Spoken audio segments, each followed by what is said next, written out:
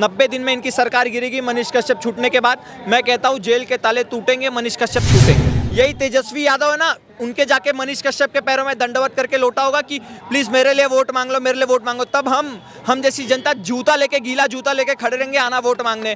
कुछ नहीं होगा। 180 दिन बोला ना मनीष कश्यप ने, मनीष कश्यप छूटने दो, 90 दिन के अंदर इनकी सरकार गिर जाएगी। उतने फॉलोवर वो जेब में लेके घूमता है, तो वो चाहे आज के आज ऐसे खड़े कर दे। अब 41 लाख रुपए उसके अकाउंट में मिला तो उन्होंने हौफा पीटना शुरू कर दिया कि मनीष कश्यप का ये काला धन है, देखो 41 लाख। अरे मूर्ख इसीलिए बोला था 9वीं पास कर ले। काला धन कोई बैंक अकाउंट में नहीं रखता, वो टैक्स के पैसे होते हैं जो बैंक अकाउंट में रखता है, उस पर टैक्स लगता है। तो भ्रष्टाचारी नहीं था। और जहां तक रही 41 लाख की बात, वो एक फोन कर दे तो करोड़ों रुपए उसके घर आ जाए, इतनी ज्यादा फॉलोइंग है बंदे की। अरे वो ऐसा बंदा है, वो कोने कोने में जाके सन ऑफ बिहार लोग बोलते टाइटल, मैं तो कहूंगा उसको सन ऑफ इंडिया का टाइटल मिलना चाहिए। वो जो पूरे भारत में घूम रहा है। तमिलनाडु कौन गया था वहां के लोगों से बात करने? तमिलनाडु जो उसने दिखाया, उससे बात की मनीष कश्यप ने, वो लोग रो रहे थे, तो वो झूठा फर्जी रो रहे थे। नमस्कार, मैं अनुज मिश्रा। आज हम दिल्ली के सीपी में मौजूद हैं, जहां हम बात करेंगे मनीष कश्यप जी को लेकर। वही बिहार के मनीष कश्यप, सन ऑफ बिहार, जिन पे एनएसए लगा दिया गया है और जनता का कहना यह है कि ये झूठा आरोप है। तो उन्हीं सब को लेकर आज हमारे साथ दो युवा मौजूद हैं।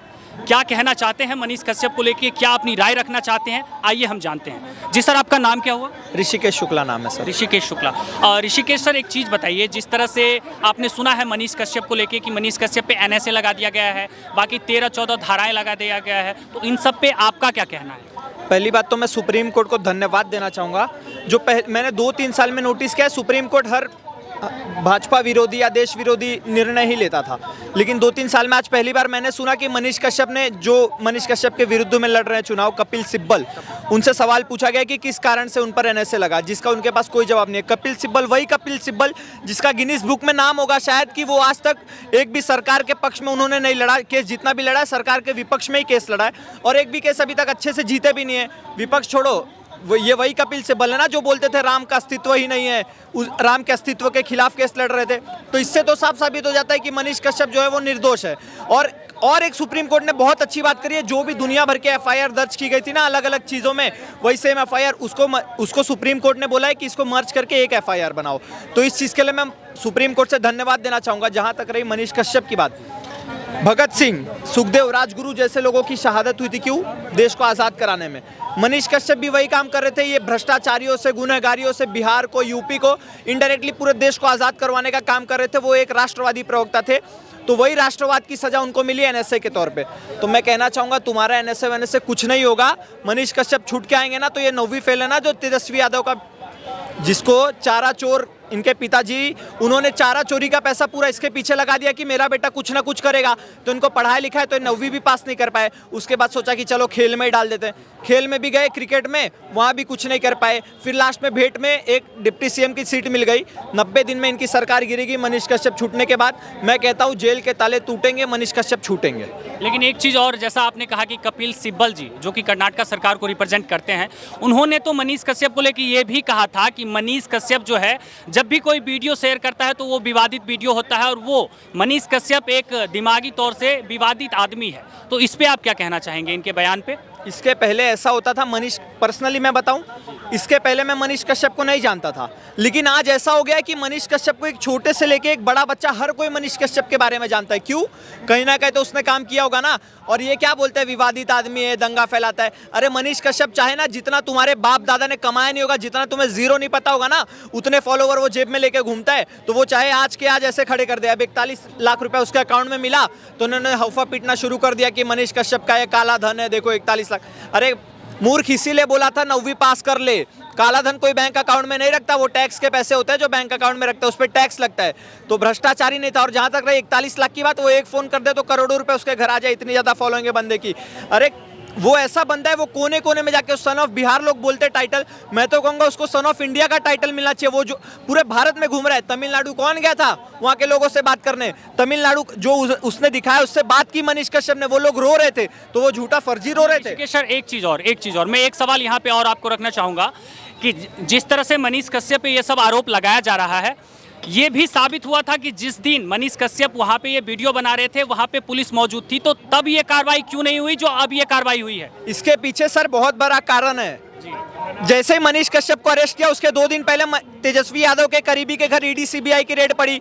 इनको पता था अब अगला नंबर मेरा ही आने वाला है, तो कहीं ना कहीं से इनको जनता का तो ध्यान भटकाना था ना, तो वही भटकाने के लिए इनको पता था कोई ऐसा चेहरा चाहिए जो बहुत प्रचलित हो, जिसको लोग जानते हो, तो उन्होंने मनीष कश्यप को टारगेट कर लिया। एक बात बताओ, मनीष कश्यप के दिखाने से पहले 10 बार अमर उजाला ने छापा था ये पत्र, ये चीज, तो उसको तो कुछ नहीं किया इन्होंने। बड़े बड़े न्यूज चैनल ने दिखाया, उसको तो कुछ नहीं किया। क्यों?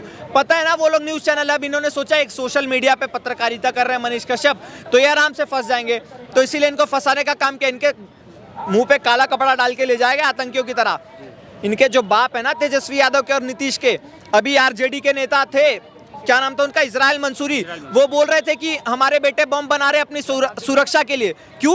वो देश में बहुत लोकतंत्र के लिए बम बना रहे थे क्या? उस पर कोई कार्रवाई नहीं हुई। अभी मैंने आज खबर पढ़ी, जेडीयू का एक नेता है, क्या मंसूर आलम नाम है उसका, उसके घर पे बम का बड़ा बड़ा जकीरा मिला है। तो वो लोग क्या कर रहे थे? वो लोग देश बचाने के लिए बम जकीरा बना रहे थे, वो लोग आतंकवादी नहीं थे। उनके पक्ष में आपने किसी का ट्वीट देखा?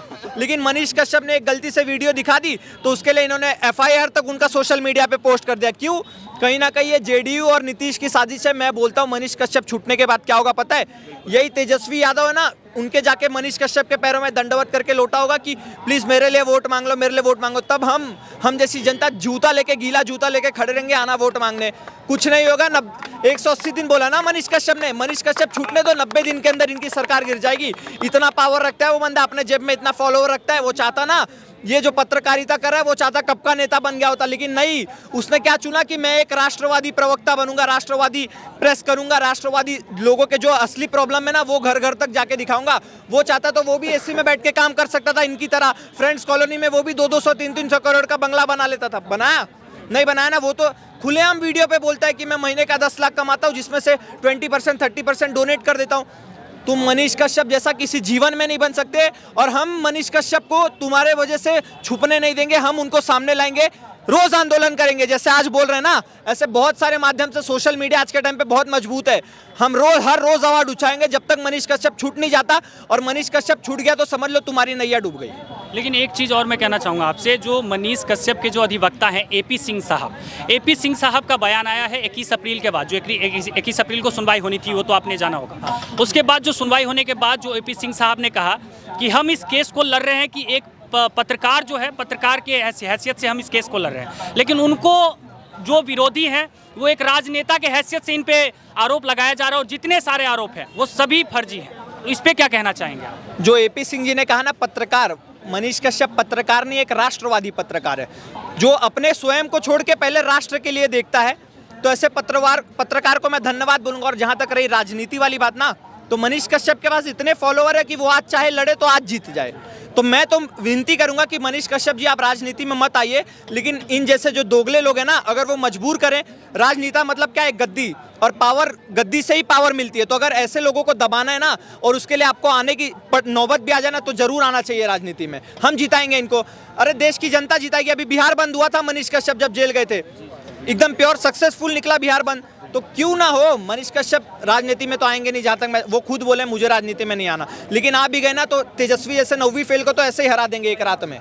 तो इनका कुछ नहीं होने वाला। तुम लास्ट में मनीष कश्यप के पैरों में दंडवत करते ही नजर आओगे, यही उपचार है इनके पास लास्ट। लेकिन पब्लिक यहाँ पे कह रही है सर कि जो ये तेजस्वी यादव है वो सिर्फ और सिर्फ अपनी कुर्सी बचाने के लिए चाचा भतीजा की राजनीति कर रहे हैं, और इसी की वजह से मनीष कश्यप को जेल में डाला गया है और उस पर एनएसए लगाया गया है। तो ये कहाँ तक सही है? तुम कितनी भी कुर्सी बचा लो, जब तक मनीष कश्यप अंदर है तब तक समझ लो तुम्हारा राहु बहुत अच्छा चल रहा है। मनीष कश्यप बाहर आए ना, तो तुम कुर्सी छोड़ के भागोगे, और तुम्हें भागना पड़ेगा, मजबूर कर देगी देश की जनता तुम्हें कुर्सी छोड़ के भागने के लिए। उसके बाद तो तुम्हारे ईडीआई सीबी तो है ही तुम्हारे पोल खोलने के लिए। बिल्कुल मनीष कश्यप जी छूटेंगे, पूरे पुरजोर तरीके से छूटेंगे। हम खड़े रहेंगे उनको रिसीव करने के लिए। जेल के ताले टूटेंगे, मनीष कश्यप पुरजोर तरीके से छूटेंगे। ऋषिकेश जी बहुत बहुत धन्यवाद आपका हमारे चैनल पे।